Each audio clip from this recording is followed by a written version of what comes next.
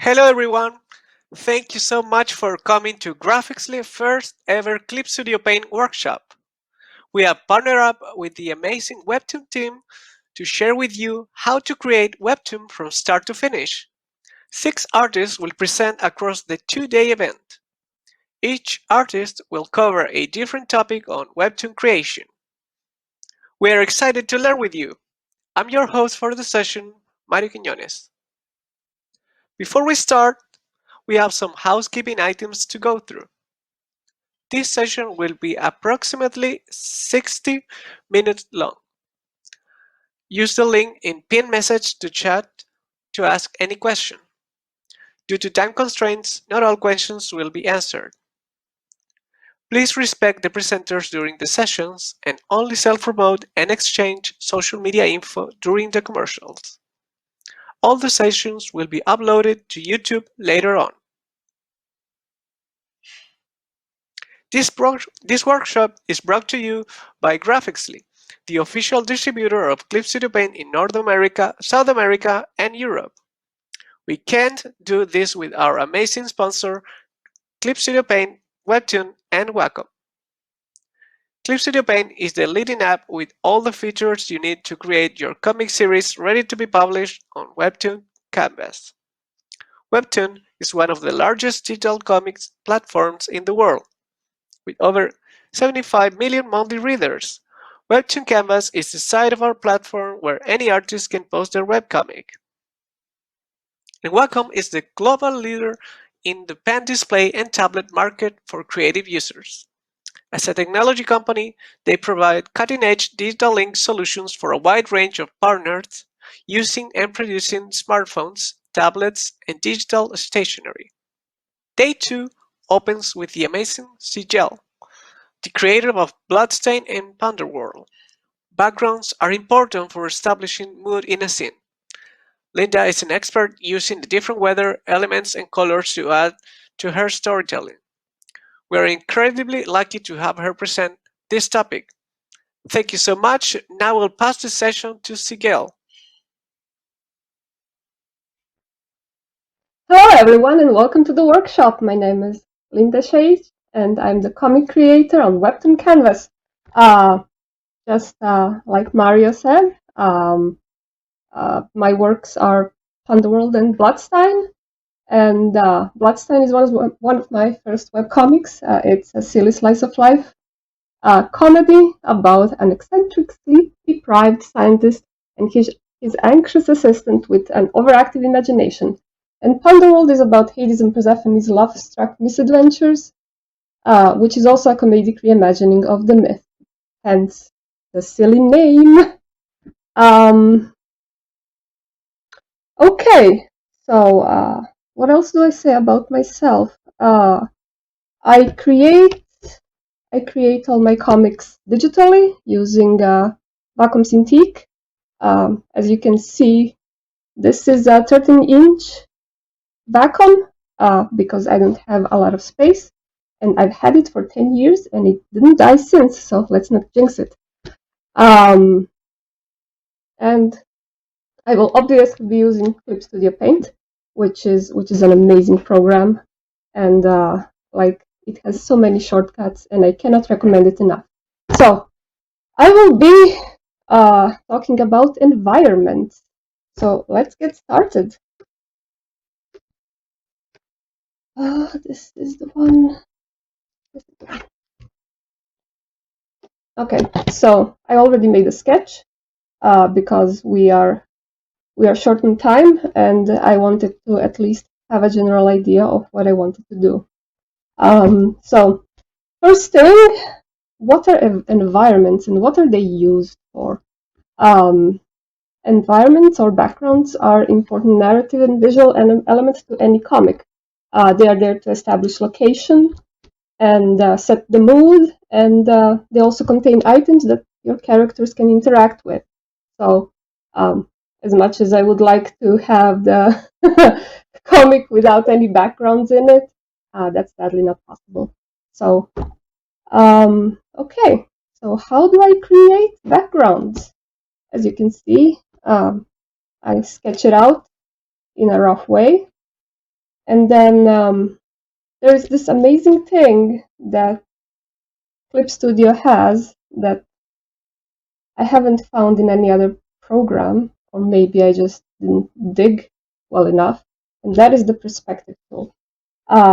Perspective tool is incredibly easy to use because it kind of snaps uh, to your brush, and we're gonna use that now. Layer, layer,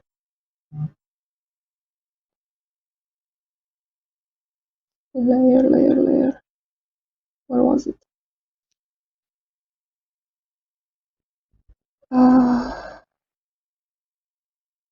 New layer. Yeah, new layer. New 3D layer. You can put. Okay. Now, now that we've selected the 3D layer, it's kind of, you can see these lines on the floor. But when you activate it as a ruler right there on your layers, it's going to show all the options of that perspective tool. So this blue line is the horizon line, and you can kind of you can drag it around.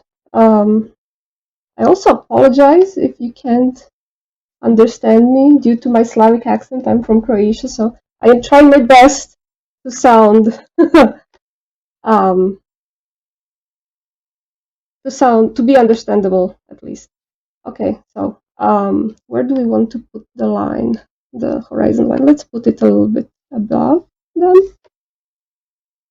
And the interesting thing about a 3D perspective tool is that it has 2 vanishing points. Well, it can also have 3 vanishing points, these 2, but I'm not going to go with the 3 vanishing points. I'm going to go with 2.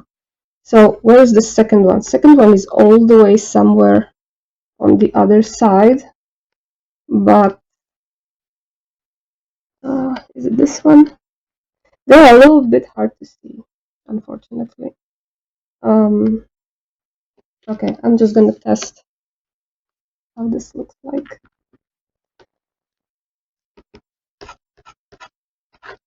See, it kind of clips to your brush. You can kind of do stuff with it, and you can also do this with your selection tool. It will snap to your selection tool, like see, like this as well, which is very useful. Okay, let's find that second vanishing point.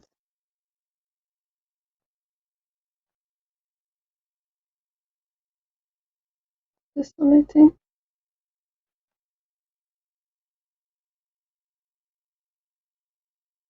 Ah, yes, that's the one. Okay. So you see how it all goes. Each in its own direction. There it is. And here's the second one.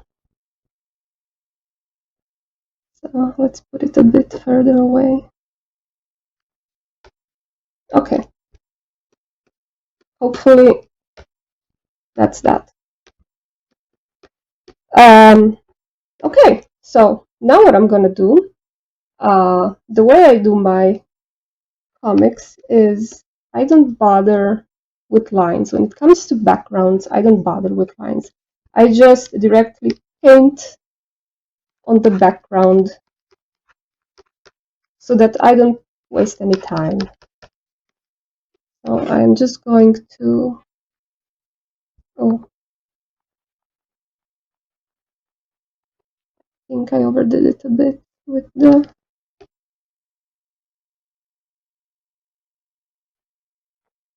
I think I overdid it a bit.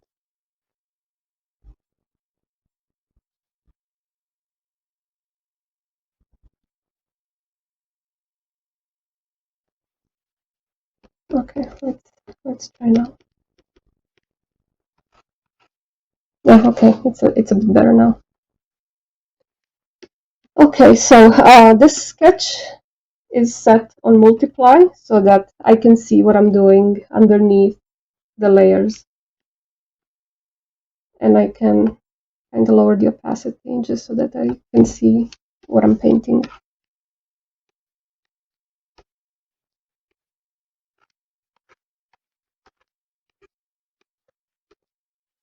So backgrounds can take a lot of time. So uh, for all of you to know, I already have a pre-recorded image of this in case I am too late with it and we run out of time, and then I will play it and then I can explain things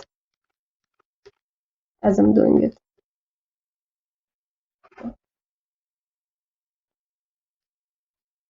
Let's kind of fill it in.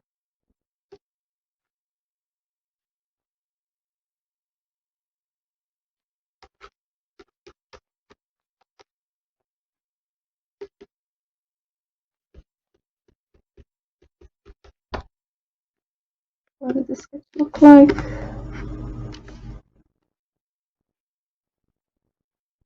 Okay. This one is a bit more in perspective than the sketch is, but that's fine. It will look more dynamic.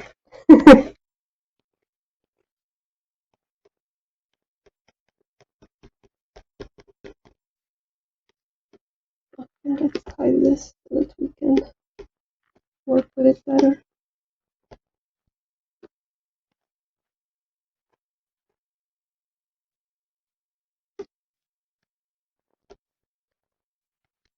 Okay, what do I want to talk while I draw?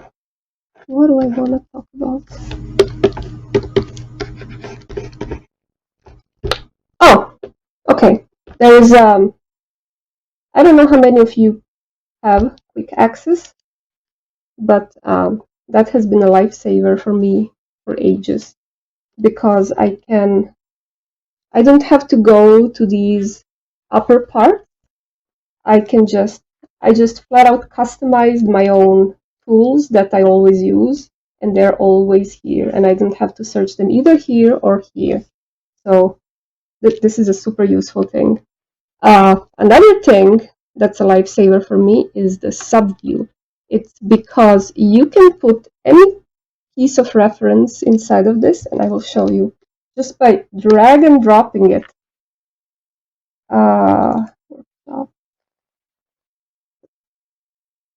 So let's say I want this image here so that I can, this is a part of Olympus in Punderworld, so that I know which colors I might be interested in using in this picture. I can basically color pick and just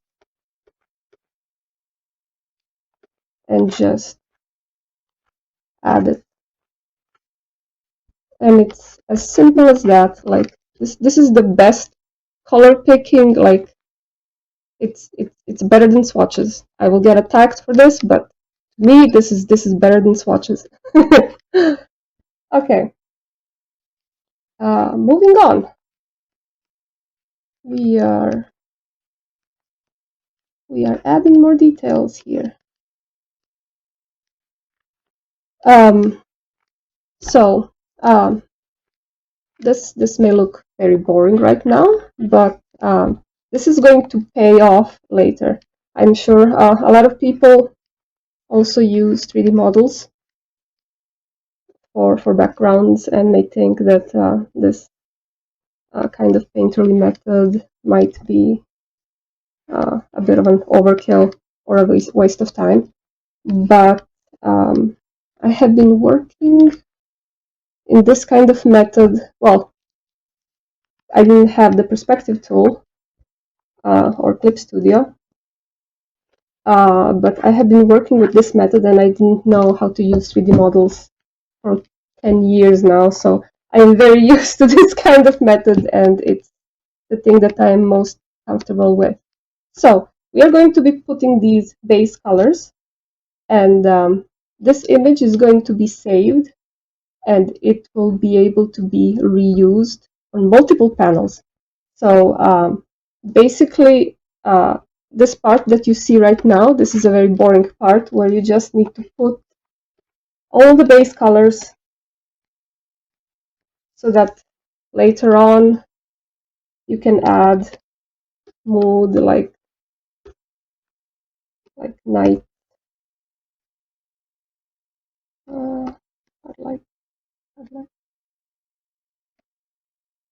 and then kind of by erasing and adding like additional light source. Okay, I'm getting ahead of myself. We are not done with this yet. We are going to return to this. Okay, so we kind of have a foundation down, and this is the important part. Foundations.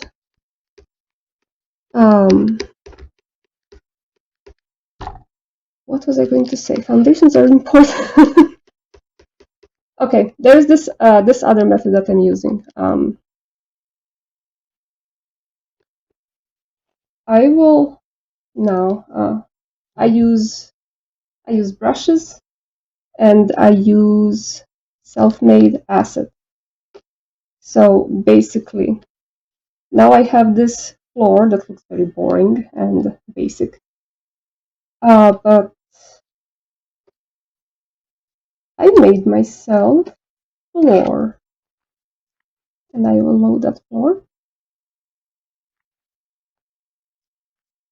and see these are all nice blocks that look like pavement, or I don't know. So we are going to copy that, and I'm going to select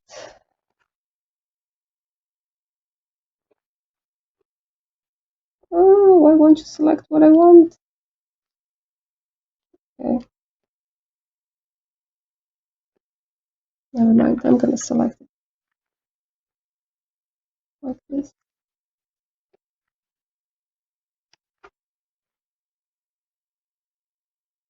Right. And okay, this is going to be our floor. New layer. I'm going to fill it with color, and I'm going to create a layer mask, and then I will paste that pavement here.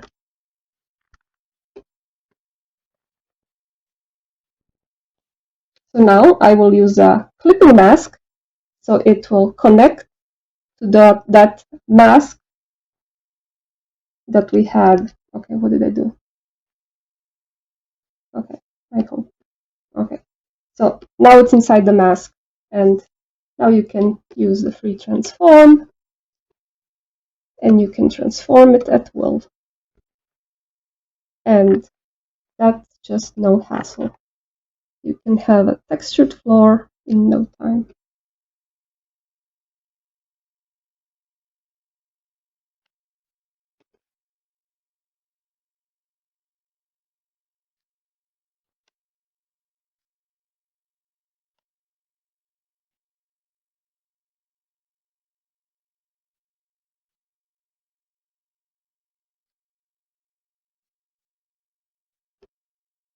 Okay. And now we wait. Oh, okay, that was quick. Okay. What I also like doing when I have these look kind of plain, don't they? I like to attach an outline, a border effect, kind of make them pop out a little more. They're still looking very, very big. Let's transform them a bit more. Let's use scale to transform them a bit more.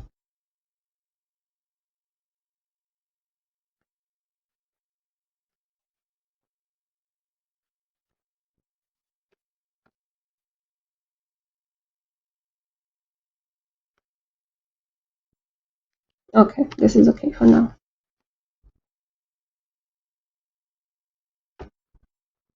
And now, because I hate having too many layers, I'm just going to flatten this together. Merge selected layers.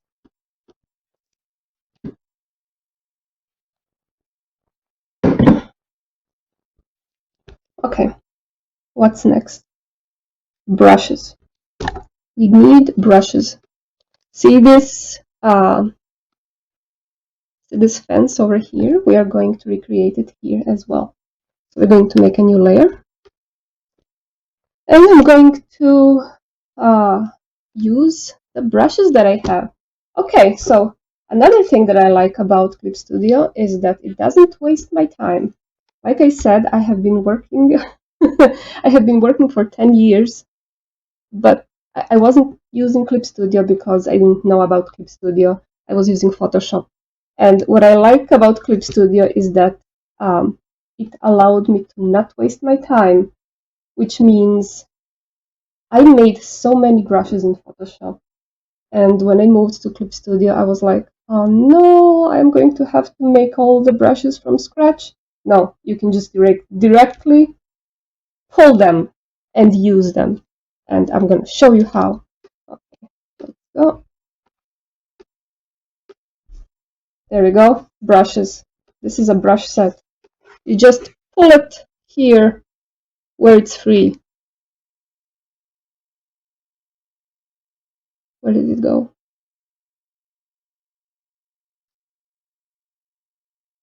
Oh, okay, here it is. It was hidden.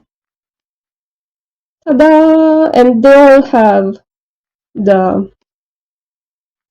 all these brushes have already their pre-made presets like they were in Photoshop, so you don't have to do a thing to readjust them. So you can just basically, okay, let's do some foliage since we're already here.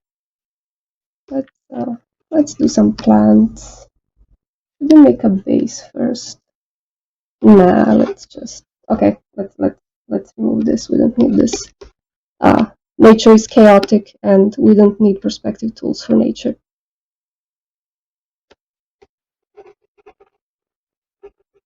Let's put some foliage and some grass and just do it in a layer over a layer.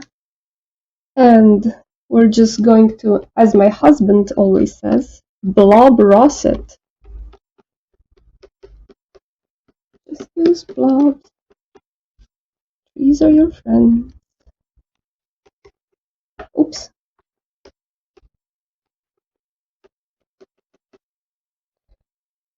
Okay, let's okay, so we're now using brushes, and these are foliage brushes. There is another thing I want to mention, and that is that nature is not just one color of green. There's like a variety of things in nature. Like there's all sorts of leaves on it, and different colored flowers, and dead leaves and stuff, branches.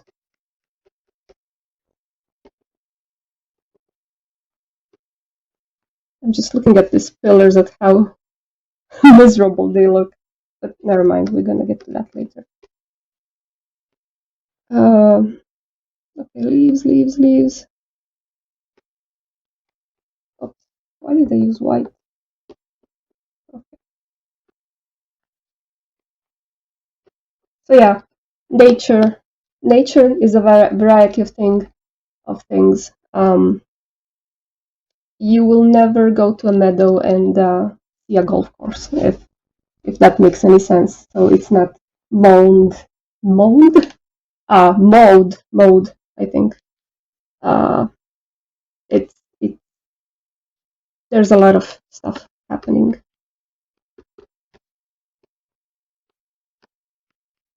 Let's add some flowers while we're here. tiny flowers. I usually like to use oh, okay. I'm gonna do this on another layer. I like to use a contrast between yellow and purple. That's always a nice contrast. So I will have these like little dandelions, I think. Somewhat of a dandelion. And then like have some of these like hyacinths or lavenders. Just to kinda the difference. And maybe I'll make these flowers bluish. Oops, a little too big. Oops.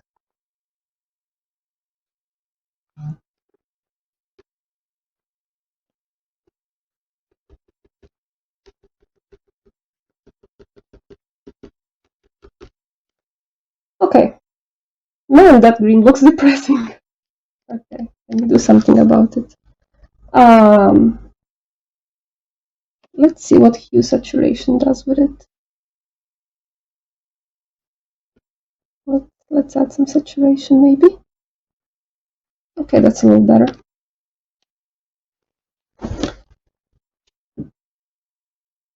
Okay, so we did this on a different layer because I wanted to add my favorite thing in the world, like I shown with this part.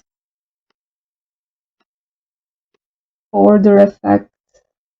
And when you're using that for the front plane, then it can be more visible. And I don't know how to say it. I just love the border effect. I use it in Photoshop and I use it here, and I'm so happy that it exists. It kind of makes the line art of the character unify them all together in this background that is semi-painterly and semi. It makes it look like I actually put in the effort and the inking, which I didn't, because I'm lazy. Okay. If we do the same on this one, let's test it out. Okay, this is the foreground. Let's put it above. I don't know. I don't know what I think about it. Nah, I'm not gonna do it. Okay. Since we're still on the... Oh, okay. Okay, so let's hurry up a bit because I still have to show the mood, how we're creating the mood. Let's get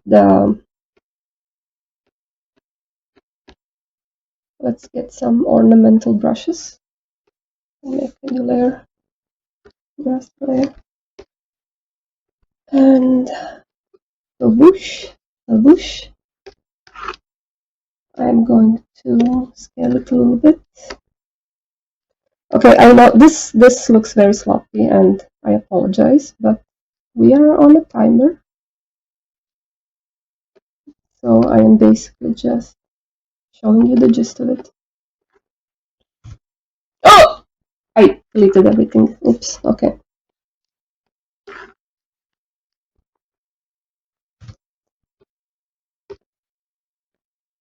Let's make it a bit bigger. And let's put some over here. And okay. We're gonna put it behind us.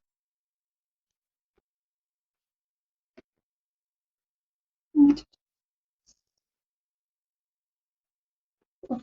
I hate this color, but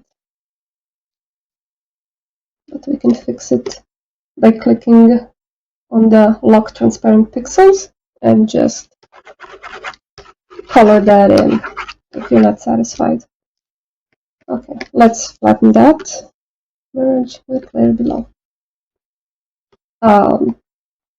I have no patience for layers. Every mistake that I make, I can just overpaint. That's kind of my motto.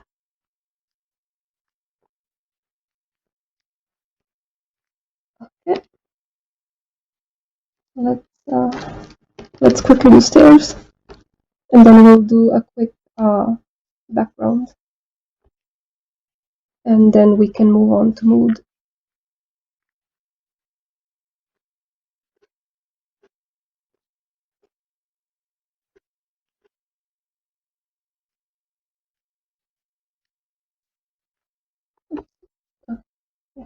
Yeah,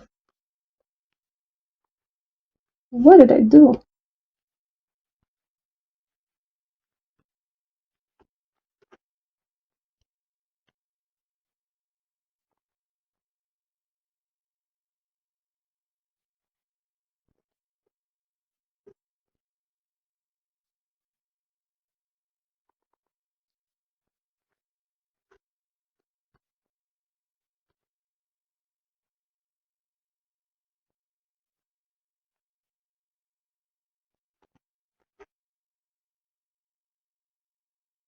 Um, I'm sure if somebody has them.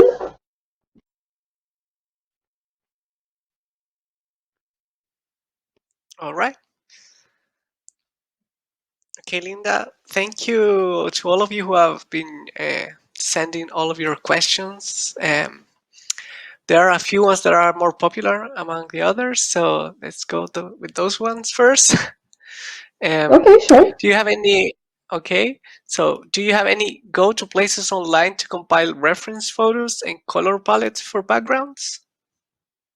I don't know. I basically take pictures of. I take pictures myself. Like I would go out. I live in a small town, and basically, if I would see an environment or a lightning that was really moody, I would always take pictures, and so I kind of I don't know how to explain. I'm lazy to go on the internet and search for images. I kind of rather go take a walk and then just snap. and Mm-hmm. and that is also, yeah, that's also very important. It's is to use references, especially when you're learning to color. It's important to people are going to uh, some people are not okay with this, but the best way to learn colors is to color pick, and then once you color picked, you do and make another image, and you try to remember which colors you color picked, and then you try to recreate the things that you remembered. And that's kind of the practice that I've been doing for years, and all my colors are always kind of, well, I wouldn't say they're realistic, but they're kind of close. Mm-hmm. Another question: do you build the background around where your characters are in the shot, or do you build the characters around the background? Roughly, how do you plan your shots? Is it like the uh, character first and the background later, or on the contrary? Yes, it's character first and the background later. The background can be, unless there is a very specific shot that I have in the background, like a character picking up an item that's very important that we have to like zoom in, then I will kind of first do that item, and then I will kind of do the character after. But if it's like a shot where, like in this case, the characters are in the center and they're important, then I will kind of try to do the background to kind of circle them to show that they are the ones that are important. Mhm. And here's another interesting question. How do you get Mhm. over the fear of how people will react to your work? Oh, I don't. I am anxious 24/7. It's well, I don't know. Nobody has an answer to that. I think it all depends. Like you have to think about. that you are creating this story for yourself first, and then you're creating it for the people who enjoy your comic, and those who don't, those who are like too critical or they dislike it, then like there's nothing I can do for them. Like there are other comics out there that they will like, so they're free to go there and enjoy them. So Mm-hmm. I know, like it's all a matter of taste in the end. Like some people are inevitably not going to like your work, so there's really nothing you can do about it except just Mm-hmm. roll with it. And it's like, well, that's your opinion, and you're free to go and read other stuff. Mm-hmm. Linda, do you want to continue drawing and then we come back with more questions?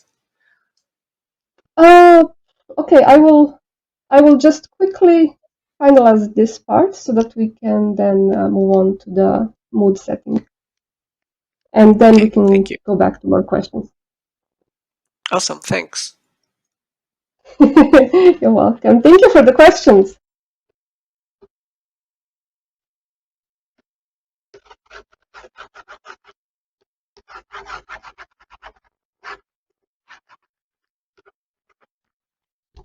Oh, okay. What was I doing here? I was just I am just now doing some clouds, some happy little clouds, and let's see. We are going to just hurry it up a little, and we're gonna put some more foliage in the background so that then we can move on to the mood. Um, okay, where is it? Here. Trees. Have a bunch of trees already pre-made, and let's add a forest.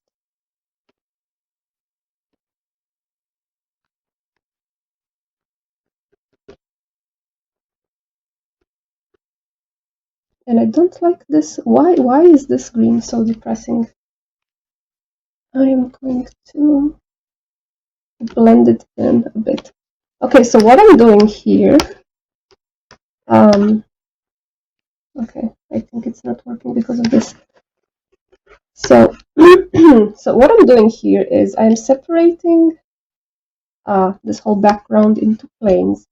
So this plane, I'm going to actually make it a bit weaker so that our characters can pop better. Like this part of the background is not so important. It's important a little bit so that you have some sort of a depth perception, but it's not as important as the characters. So you are always free to like doodle it and not finish it because that part is not important. You can always use Gaussian blur in the back, and it's going to look great as well. So okay, let's do some more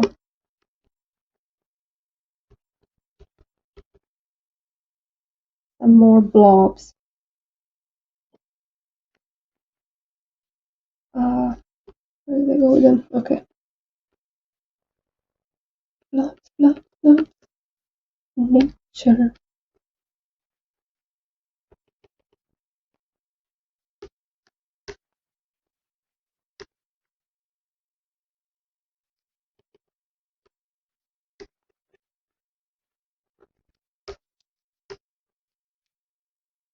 Okay.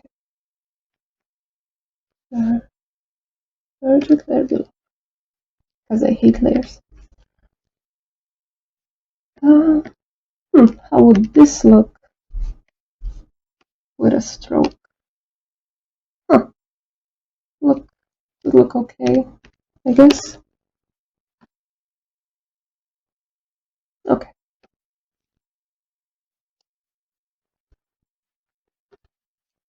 And now, because we're running out of time, let's just fudge the ceiling with some with some more plants. That's my solution to everything. Add more plants.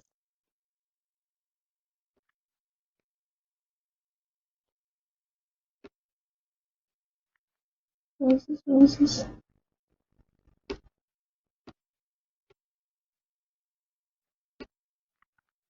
Okay, there it is. Did I put the layer on? I did. Whoops. This is one of my favorite brushes. As you can see it right here. I'm putting it everywhere.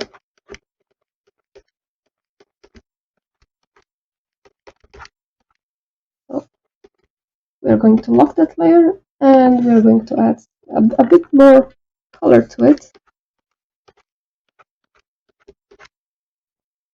And we're going to add a few more. Like a few more. Okay, I'm gonna. Okay, maybe like this. Yeah, okay, this is better. Let's add some more variety to it.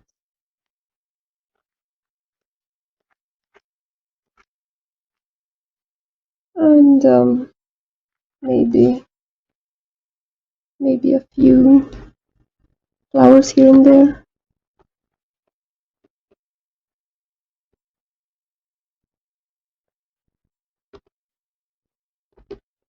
What type of flowers? Let's make them white. Oh wait, those are roses. Never mind. Tiny flowers. Okay.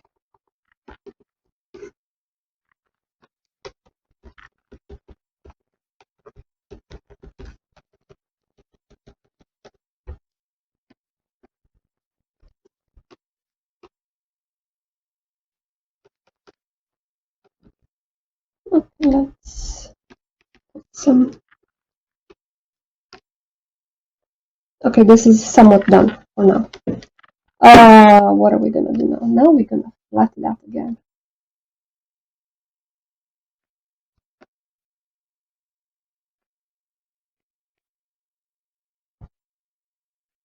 If my friend Fishy and Ede are there in the audience, I can already hear them cringing for me. Flattening everything.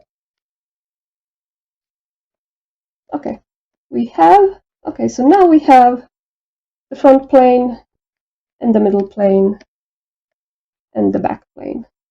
Now we can actually start our image. So what is this? Why is this here? Delete. Okay, these are the characters.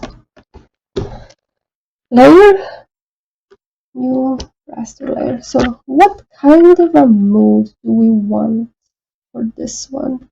Okay, so definitely for this last stage, it is important to stick to your light source religiously and just do the math on it. Create, what was it? Clipping mask. So the clipping mask will attach itself to this lower part so that you can't do anything on these other parts. Okay, let's take some. What kind of a color do I want? Since it's a blue sky and well, it's kind of sunny, I am going to take a bit of a bluish tone because when it's a sunny day, it will always reflect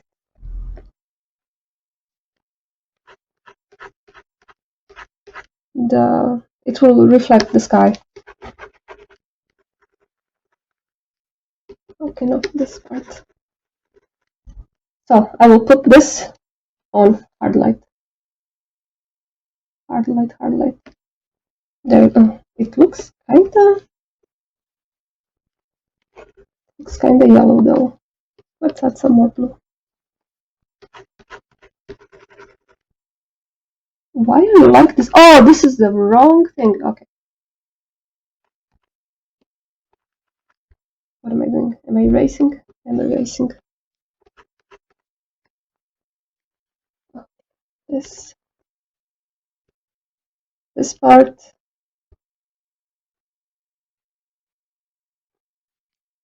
This is the.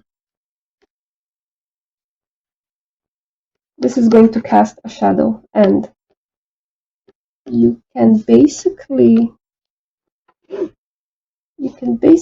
that by just fudging it and using a brush that we have. Where did I put that brush? I think it's here. Yes, brush. And you can, of course, use my favorite thing and just retransform it into a shadow. And, try to connect it somewhat correctly. And don't fudge it like me. So, same thing will happen with this part as well. So let's do that.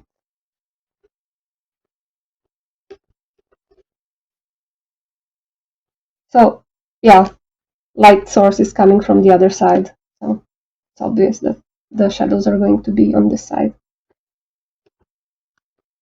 Oops.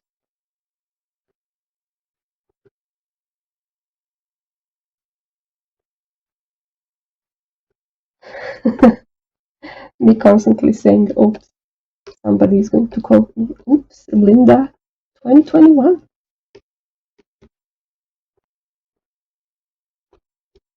Okay, why is this? Okay, I know why. Let's look at that. Let's put them all together. No, we are going to first do the same here and here.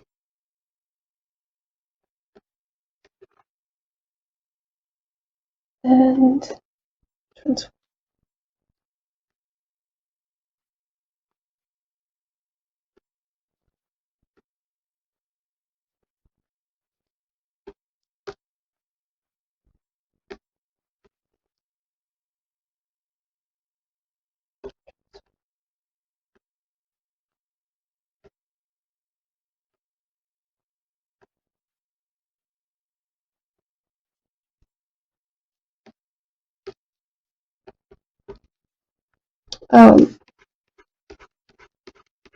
I can answer more questions if anybody has them. Yep. Also, there are other questions regarding to brushes. That's always a hot topic, right? Okay. So people ask if you could post your brushes that you have been using on this session. We'd love Oh, to be post. able to download some of them. Sure thing. Sure thing. I will compile them and I can post them. No problem. And by the way, do you purchase your brushes? Do you download them from the asset store? Do you interchange them with other artists, or you create them? These were created in Photoshop. These were all mine, created specifically for Punderworld. So they're mine. So you can have them. I tried using the ones from the asset store, but I have been using these kinds of brushes for so many years that I already know how they tick. So when I try to use somebody else's brushes, it's like I have to relearn a whole new process of how they function. Here's another interesting question. How do you use color in your backgrounds to capture the emotions of your characters? How do I? Well, okay. There are a few rules. There are a few rules of how the emotion can be captured. Like panic will always be like the really warm like orangey or yellow tones, or if something is really like creepy, then the light source is always going to come from the lower parts. So I kind of try to how do I explain it? I watched a lot of movies, so so I kind of try to go with that approach in a way where uh, the way the movie is lightened and the way the mood is presented there, I try to capture that in my comic as well. Hmm. And Pau asks how much detail is too much detail when drawing a background for Webtoon? Oh, okay, yeah, that's a good question. Um, it's okay to do a bit more detail in these foreground parts if they're important to the characters, but in the background you can just fudge it and you can just use blurs. And if that's going to make your schedule faster, then absolutely do it because background is basically there to kind of just give you the depth, while the foreground is the important part that's going to basically center your characters. So I don't know the answer to how much exactly detail is too much detail. You will have to try that out and for yourself and see how fast you work and with how many details you can get away with while also updating a regular update. And related to that, when you're creating your comic, do you plan the backgrounds before starting going into too much detail? How do you plan through the whole story, the background scenes? I just kind of fudge it. I don't I don't know how to explain it. I just doodle something that's kind of uh, if there's a scene of like a character kind of running, of course I'm going to prioritize to show that character running. So the background is always going to be centered around that character. So that's kind of how I calculate. And the amount of detail, of course, if this is a scene where this person is in danger, then this whole part is going to get blurred so that we have a full impact of that character running away. And if it's an establishing shot, uh, like the one that we are doing now, establishing shots are their main purpose is for your comic is for your readers to know where your characters are and to show the environments that they're in. And that's basically the one where you will put details in, and the rest, which are like I don't know, talking heads and like other similar panels, you will of course you can take like let's say a piece of this part and copy it merged and then just transfer it to another panel and kind of blur it. And so you can basically reuse this whole background that you used if your characters are already in that same scene, unless you know that there's something emotional happening, and then you can kind of put those uh, those really loud colors to kind of Hmm. emphasize their emotion. Awesome. And by the way, here's another question by Mm-hmm. A asking any tips on backgrounds not looking flat? My backgrounds always look like a theater background. Flat in what way?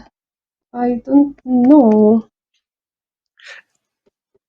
I imagine if it's related to working with foreground, middle ground, and background, I how do well, you create this every scene? Like in parts? yes. As you can see, I have them all separated in layers. This part, which is the background, is separated. in a layer, and then this part where Hades and Demeter are is also another layer. And then okay, this is the shading layer, so this one goes on separately, and we are going to do the shading of this one as well. And this is like the foreground. This would also be the foreground, but I flattened it, so now it's no longer foreground. But so depth, you can achieve depth by like I said, making these parts in the background either lighter or darker. But by having this whole foreground have its own unique color, that will kind of make um, your character stand out. Hmm. And here's another question. Do you have any references or inspiration in terms of creating background design? Sometimes, I mean, uh, for the Hades and Persephone comic, I have basically ancient ruins that I'm inspired by. I have a lot of pictures of those, and I have like a book about architecture in ancient Greece. So there I can see all the stuff they unearthed, and so I kind of take inspiration from that. As for Bloodstain, for Bloodstain, I did a lot of similar assets like I showed here. This is a Bloodstain is a very old comic, and my inspiration. So basically, you see, I have a whole wall that I can just use. Bloodstain is a very old comic, and it's 9 years old, I think already. And my main inspiration was I wanted to make it look somewhat like my home city in Croatia. So you see all those little cute houses, like this is from Bloodstein. You're going to see this one very soon on Webtoons. It's from the newest episode. Yeah, okay. This is the sub view, the thing that I love the most, because I can just color pick every character color that I need when I need to flat them. I hope that answered your question. I think I kind of went to a completely different side. Yeah, no, you definitely did. And in terms of that, how important is to observe reality backgrounds? It's I mean, landscape. very, very important, especially if you're doing this part. If you are doing the shading, I would never know that the color of the shadow is blue if I didn't observe it outside, and that like when the light is shining through these, I'm going to put layer, new layer, vivid light. It's going to get that nice overglow. Okay, I'm completely fudging this. And then with that in mind, the color of the shadow will also kind of bounce from this part onto it. Basically, everything in reality kind of bounces off. This part is very bright, so it's also going to kind of bounce a little bit here. Now, if I did a proper thing on these pillars, there would be like this part would be a little bit more illuminated, and then like you would see some parts that are darker,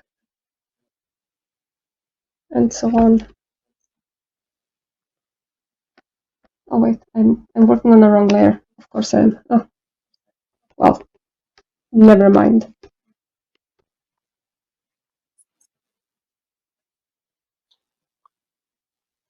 Okay, I am pretty much done.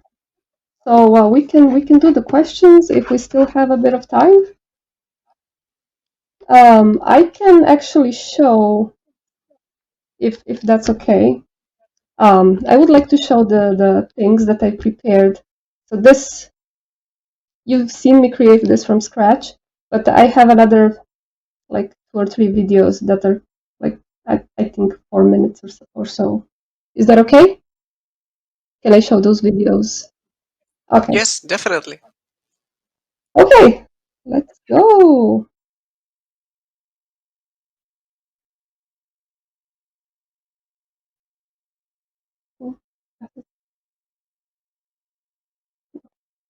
Here. Okay. So okay. This was basically the thing I worked on for 6 hours. This whole background thing. So it looks nice and cozy and not at all like it looks on the workshop. But I wanted to show this video. Oh wow, that was fast. I wanted to show this video because of all the things you can do with the same background. Basically, how you can achieve mood like a sunset, or in the next one,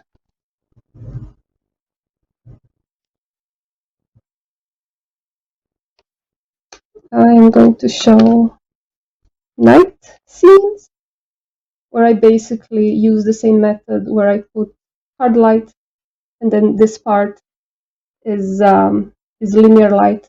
This as well is linear light, because linear light kind of gives you that really warm feeling and bright feeling, and you can kind of do a lot of nice illumination with it. So of course we are respecting the light source. And last one, I wish I had more time. Last one is, of course, weather, thunder, and rain. And okay. So yeah, okay. I'm gonna pause it a little bit. So this here is also brushwork, and as you can see, we are respecting. Okay, this is the part that kind of got skipped over because the video is very fast. But I basically copied this whole part because I wanted this part, because it's raining, I wanted them to look wet. So I copied this whole part, and then I kind of inverted it so that it looks like there's a reflection from the water that we're going to show. Those are a few tricks that you can use. As you can see now, there's like droplets on it to kind of speed your process without thinking too much. And well, it can look really, really good for a low effort thing.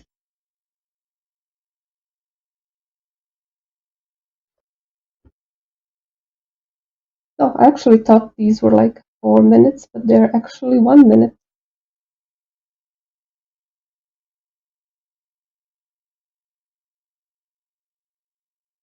Okay, I'm going to load these in, and I'm going to talk a little bit about them. It's going to be very short, and we're going to be done then. If anybody has any more questions, I am here. Thank you, Linda. We are really learning a lot, especially how to set the environment and different uh, times during the day, the lighting. Mhm. This is really amazing. And here's a question a little bit more into 3D object. Do you Mhm. consider 3D using 3D models as cheating? A what? Sorry. Cheating. Oh, cheating. If you No, consider that, I don't. yeah. No, no. It's you have to work on your time schedule. Like the amount of stress that comic business is like.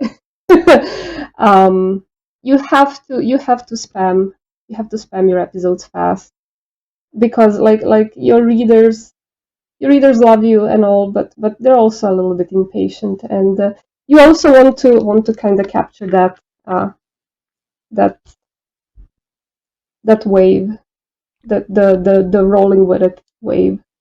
So you have to keep spamming your episodes out. And if 3D models help you with those, I'm all for it. Like do whatever makes you feel like it's going to speed you up.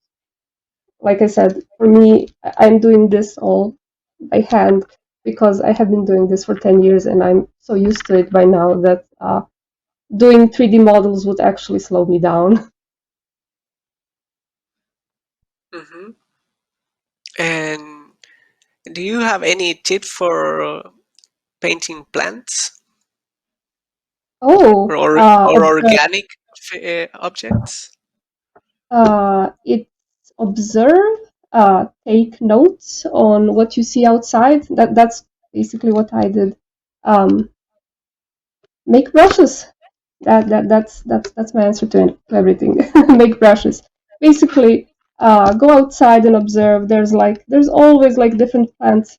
If you go to the park or if you go to the meadow somewhere or like wherever to a forest, there will always be like you have the regular grass and then you have these things poking out and then you will have like different kinds of leaves, or you will have like I said, you will have flowers here and there, and nature is chaos. If you're going for that kind of thing in your comic, if you're not doing like gardens that are super tidy and well what's the word for it, well kept, then you will always see chaos in nature if there's nobody to take care of it, like branches with like leaves and stuff.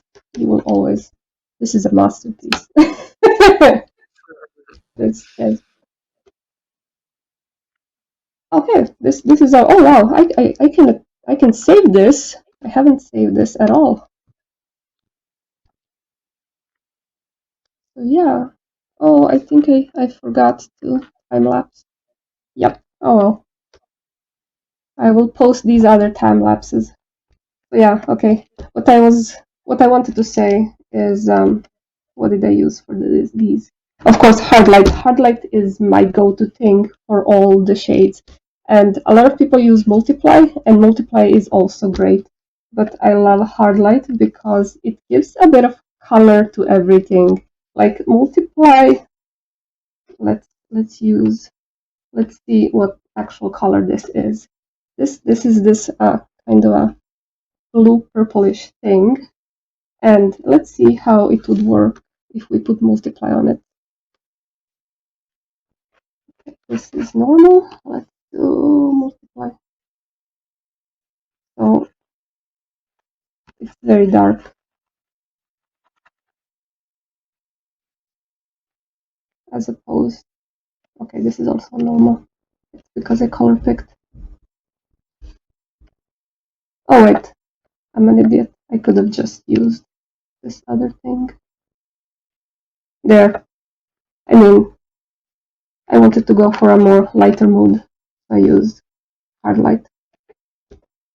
And this part is vivid light. Like I said, it's when the sun is peeking through, and it's that golden hour lighting. And I did the same. So this was the basic part. This was the color. The colors were basic like this, and I added hard light to kind of to show that it's darker in the foreground than it is on the background. Okay, let's hurry up with the next one.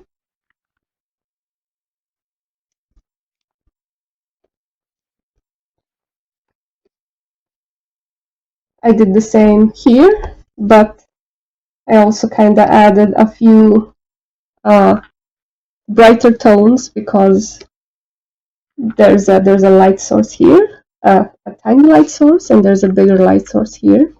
So naturally this part is going to be more illuminated by this stronger light source. And of course the shadows will cast on this side. This is also something I noticed. A lot of people forget the cast shadows. Cast shadows help your character stay on the ground better.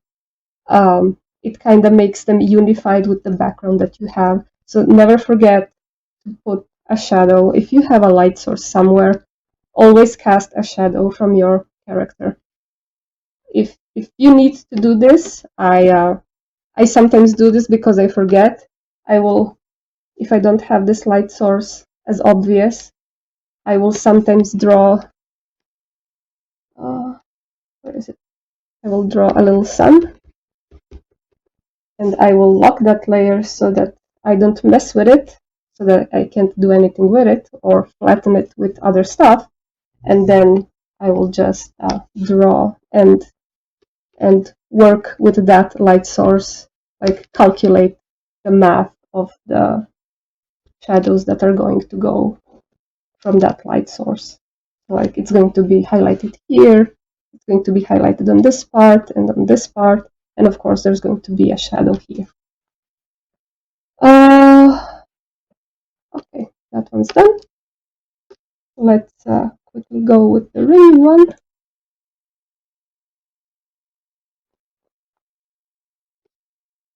The rainy one, I did, the light source is from the thunder right here. And like I mentioned, let's zoom all the way in. This is a brush. It's a very simple brush. I basically took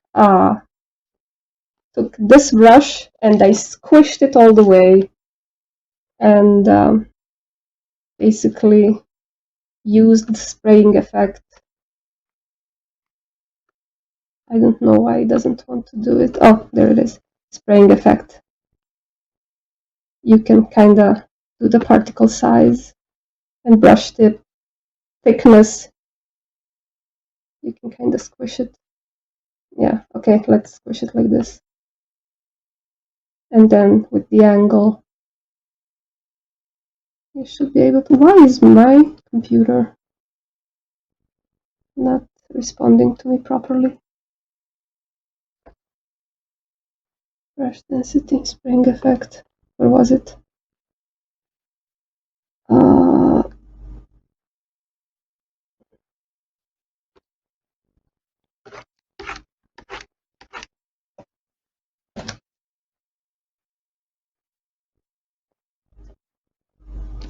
Yeah, so basically it would look like this if I had time to fiddle with it a bit more.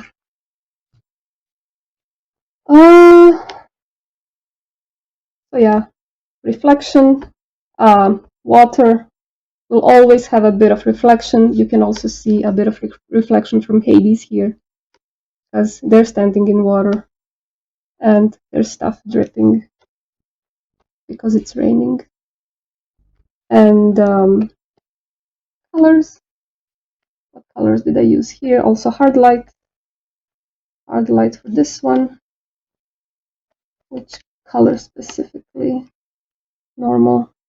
Yeah, this kind of a grayish tone on the blue side, also on the blue side. And what else? Is this it? I think so. I think we're done. Awesome. Well, just one more question and last question to wrap up this amazing workshop. Any tips, recommendation for anybody who's starting on background creation? Don't be afraid to experiment. That's don't be intimidated by the backgrounds. Start with something easy, and then kinda as you learn, go forward and do more complex stuff. I enjoyed drawing like nature the most, and when I started with backgrounds, I started with that one, and so because nature is so chaotic, you don't have to think about perspective and stuff. You can just paint happy little trees everywhere, and that will kind of give you the courage to learn new things as you learn the background creation. So find something that's in your comfort zone and kind of build on it until you feel courageous enough to try something more complex. That's my tip. Well, thank you so much, Linda. Uh, we just saw an excellent and amazing presentation from you, sharing your creative process and other more tips. So we want to thank you again. Thank you so much. Thank you so much for having me, and thank you for everybody who were asking me questions. Like, this was so much fun. I was a little bit It was anxious in the indeed. beginning, but like it passed. The time just passed. No, for sure. And Yeah. before we go, we just want to share one last bit of information. So thanks again, Linda. Mhm. Sure. So Thank before you. we go, don't forget, thank you. Don't forget to follow Linda and check out her webtoons, Blood Stain and Punderworld. Stick around for our special giveaway. You will find the link in the chat and you can enter the giveaway throughout the commercial break. For more details, check out the giveaway link and let the moderator know if you have any questions. Also, we also have many fun videos and tips and tricks during the commercial time. Our next session, Adding Flair to a Page by Inma Polito, will start at 1 p.m. PDT. Inma will share her workflow on a black and white page versus a color page. See you again soon.